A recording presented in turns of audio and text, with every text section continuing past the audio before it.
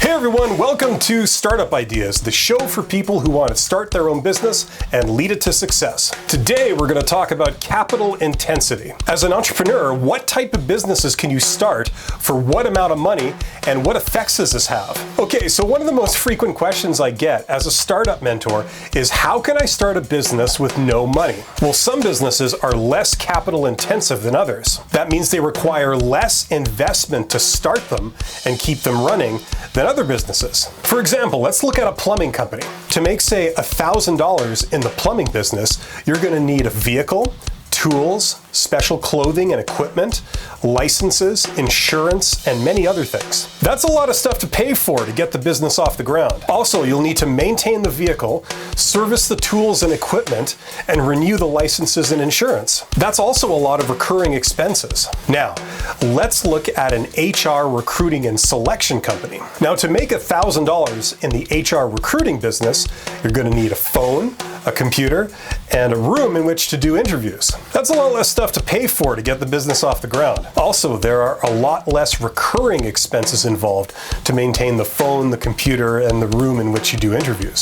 So as you can see, the HR company is a lot less capital intensive than the plumbing company. That is to say, it costs less to start and to run, while all the time making the same sales revenue, $1,000 in both cases. Now, obviously, I've greatly simplified these two example companies, but hopefully it illustrates the concept. These two examples were service companies. We can also find this with product companies. An example of a capital-intensive product company would be an oil refinery. The assets you need to get into that business cost millions to billions. Phew. Whereas an online consignment retail company would be an example of a product company with low capital intensity, mainly because you hardly need any physical assets. Okay, now as an entrepreneur, here are some points you need to know about capital intensity. Since the 1960s, various groups have been studying the real-world effects on business profitability. They found that, all other things being equal, being less capital intensive led to higher profitability. This has been echoed by several of the world's leading management consulting firms. Oh, it's true. Now, in addition, operations that are less capital intensive tend to have more variable costs than fixed costs, which make them less risky.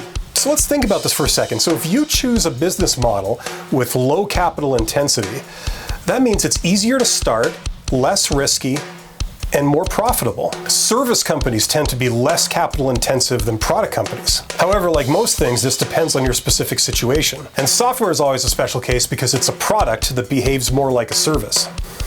Now, think about it. Okay, now finally, we return to the question, how to start a business with no money? Well, here's what I would recommend. Do it on the side when you're going to school or working at a day job. Focus on having services as your offering, not products. Focus on coming up with a business model where the only assets you need are the assets you already have or have access to. Think of the HR recruiting company I mentioned earlier as an example. Even if this is only phase one to get the company off the ground and money coming in the door, focus on using free resources.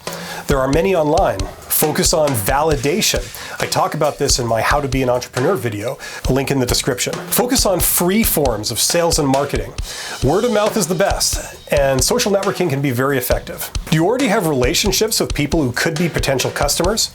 Do this marketing, sales, validation activity first before you spend money on anything else. If you can make sales require partial or full payment up front, then the only thing you risk is your time and effort.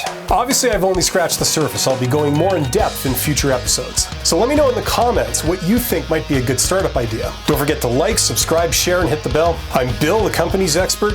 Thank you for watching, and I can personally guarantee that every single one of you is awesome.